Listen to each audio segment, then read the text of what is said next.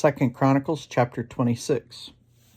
Then all the people of Judah took Uzziah, who was 16 years old, and made him king in place of his father Amaziah. He was the one who rebuilt Elath and restored it to Judah after Amaziah rested with his ancestors. Uzziah was 16 years old when he became king, and he reigned in Jerusalem 52 years. His mother's name was Jechaliah. She was from Jerusalem. He did what was right in the eyes of the Lord, just as his father Amaziah had done. He sought God during the days of Zechariah, who instructed him in the fear of God. As long as he sought the Lord, God gave him success. He went to war against the Philistines and broke down the walls of Gath, Jabneth, and Ashdod. He then rebuilt towns near Ashdod and elsewhere among the Philistines.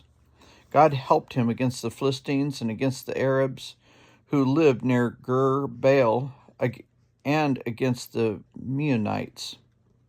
The Ammonites brought tribute to Uzziah, and his fame spread as far as the border of Egypt because he had become very powerful.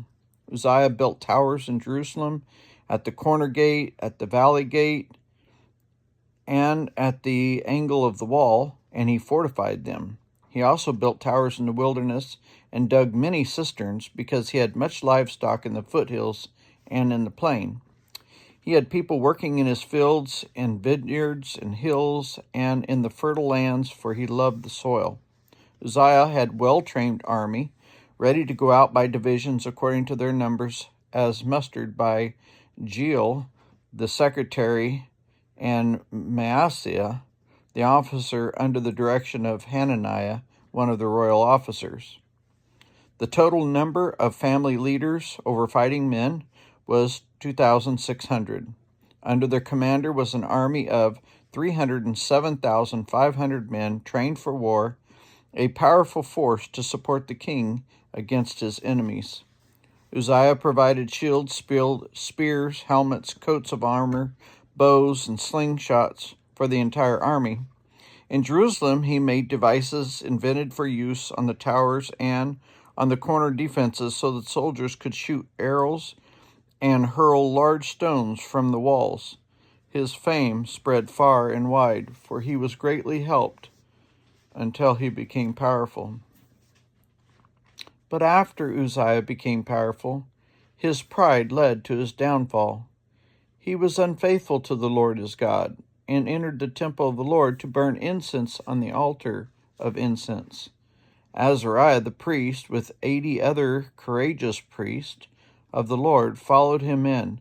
They confronted King Uzziah and said, "It is not right for you, Uzziah, to burn incense to the Lord. That is for the priests, the descendants of Aaron, who have been consecrated to burn incense. Leave the sanctuary, for you have been unfaithful, and you will not be honored by the Lord God." Uzziah, who had a censer in his hand ready to burn incense, became angry. While he was raging at the priests in their presence before the incense altar in the Lord's temple, leprosy broke out on his forehead. When Azariah the chief priest and all the other priests looked at him, they saw that he had leprosy on his forehead, so they hurried him out. Indeed, he himself was eager to leave because the Lord had afflicted him. King Uzziah had leprosy until the day he died. He lived in a separate house, leprous and banned from the temple of the Lord. Jotham, his son, had charge of the palace and governed the people of the land. The other events of Uzziah's reign from beginning to end are recorded by the prophet Isaiah, son of Amos. Uzziah rested with his ancestors and was buried near them in a cemetery that belonged to the kings, for the people said he had leprosy. And Jotham, his son, succeeded him as king.